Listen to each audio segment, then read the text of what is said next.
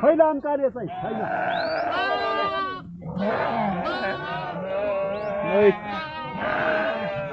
निकै डर पर्छ त हो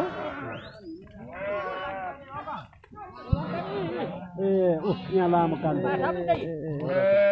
तल खिच्नु सुन्ने कि यहाँ चाहिँ लाने हो हौ साथी भेडा त अनि त के हो नि पारो नि हो पुरानो मान्छे